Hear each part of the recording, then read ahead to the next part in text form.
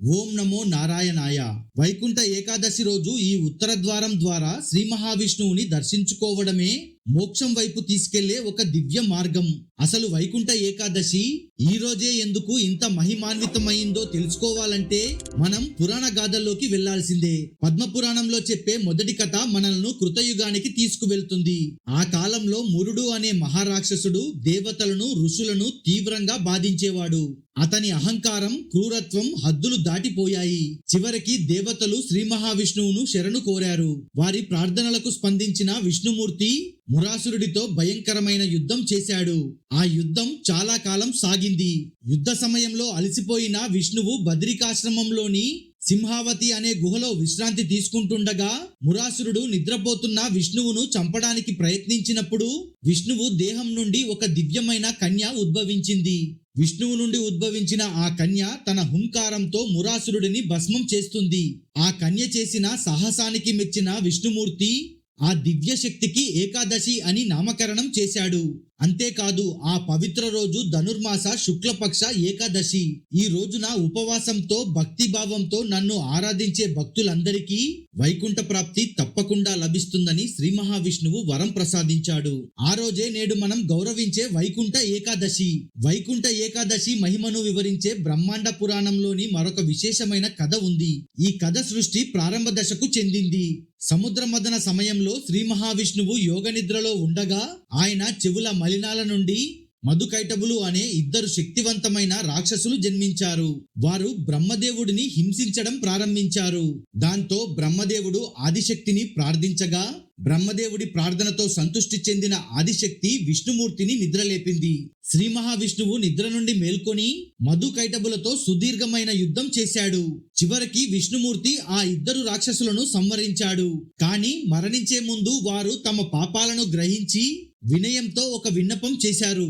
ప్రతి సంవత్సరం ధనుర్మాస శుక్లపక్ష ఏకాదశి రోజున వైకుంఠ ఉత్తర ద్వారం గుండా మిమ్మల్ని దర్శించుకునే ప్రతి భక్తుడికి మోక్షం లభించాలి. ఆ రోజున మీ దర్శనం పొందిన వారు పునర్జన్మ చక్రం నుండి విముక్తి పొందాలి అని వారు ప్రార్థించారు. వారి భక్తి భావానికి మిక్కిలి సంతోషించిన విష్ణుమూర్తి ఆ కోరికను సంపూర్ణంగా అంగీకరించి ఈ రోజు నుండి ఈ ఏకాదశి వైకుంఠ ఏకాదశిగా ప్రసిద్ధి చెందుతుందని వరమిచ్చాడు. ఈ రోజున వైకుంఠ ఉత్తర ద్వారం భక్తులందరి కోసం తెరిచి ఉండబోతుందని ప్రకటించాడు.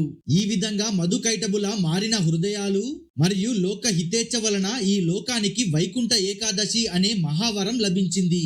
ఈ కథ మనకు గొప్ప సందేశాన్ని ఇస్తుంది. భక్తి మార్గంలో వ్యక్తి గతం కాదు, ప్రస్తుత భక్తి భావమే ముఖ్యమని ఇది స్పష్టంగా చెబుతుంది. దీనికి సంబంధించిన పూర్తి వివరాలు దేవి మహాత్మ్యంలో స్పష్టంగా కనబడతాయి. దానికి సంబంధించిన వీడియో మన ఛానల్లో ఉంది. తెలుసుకోవాలనుకుంటే ఐ బటన్ ని క్లిక్ చేయండి. అందుకే అన్ని వైష్ణవాలయాలలో ముఖ్యంగా తిరుమల వంటి మహాక్షేత్రాలలో వైకుంఠ ఏకాదశి రోజున ఉత్తర ద్వార దర్శనం అత్యంత విశేషంగా నిర్వహిస్తారు. ఆ ద్వారం గుండా దర్శించుకుంటే పునర్జన్మ చక్రం నుండి విముక్తి లభిస్తుందని భక్తుల అచంచల విశ్వాసం. వెంకటేశ్వర స్వామి సంపూర్ణ చరిత్ర మీద 35 నిమిషాల ఒక డీటెయిల్డ్ వీడియో చేశాను. తెలుసుకోవాలనుకుంటే ఐ బటన్ ని క్లిక్ చేయండి. హిందూ పంచాంగం ప్రకారం ఒక సంవత్సరంలో సాధారణంగా 24 ఏకాదశులు వస్తాయి. ప్రతి ఏకాదశి పవిత్రమైనదే, కానీ ఈ 24 ఏకాదశులలో ఒకటి మాత్రం అన్నింటికంటే విలక్షణమైనది మరియు విశిష్టమైనది. అదే వైకుంఠ ఏకాదశి. దీనిని మనం ముక్కోటి ఏకాదశి అని కూడా పిలుస్తాం. ముక్కోటి అంటే తెలుగులో 3 కోట్లు అని అర్థం కావచ్చు, కానీ శాస్త్రీయంగా ఇది 33 కోట్ల దేవతలను సూచిస్తుంది.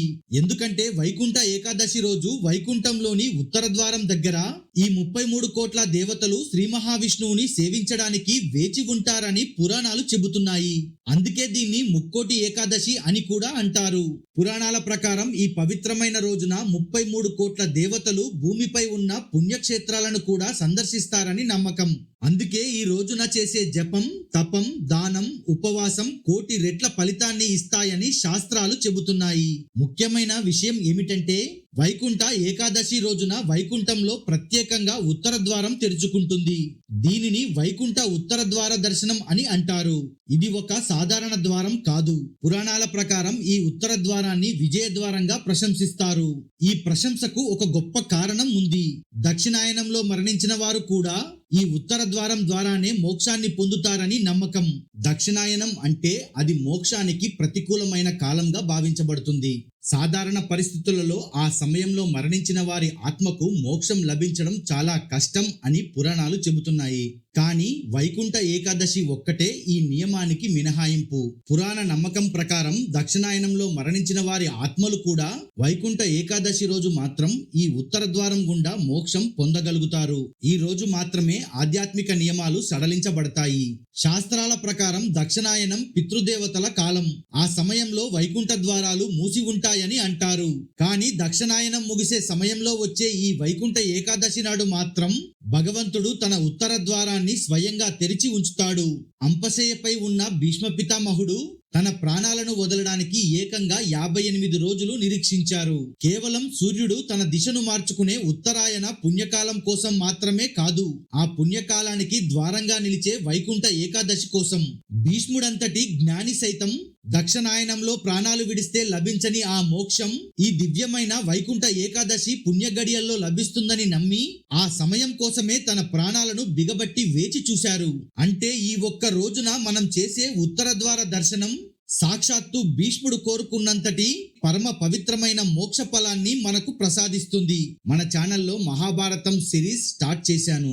అందులో భీష్ముడి జన్మ రహస్యం గురించి ఎపిసోడ్ 2లో డీటెయిల్ గా చెప్పాను. అలాగే శ్రీ మహావిష్ణువు అవతారమైన పరశురాముడిని భీష్ముడు యుద్ధంలో ఎలా ఓడించాడో డీటెయిల్డ్ గా చెప్పాను. తెలుసుకోవాలనుకుంటే ఐ బటన్ ని క్లిక్ చేయండి.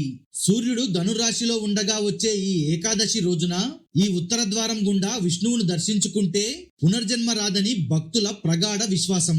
అందుకే భక్తులు వైకుంఠ ఏకాదశి రోజున వైష్ణవ ఆలయాల్లో ఉత్తర దిశలో ఉన్న ఈ విజయద్వారం గుండా వెళ్లి శ్రీ మహావిష్ణువును దర్శించుకుంటారు.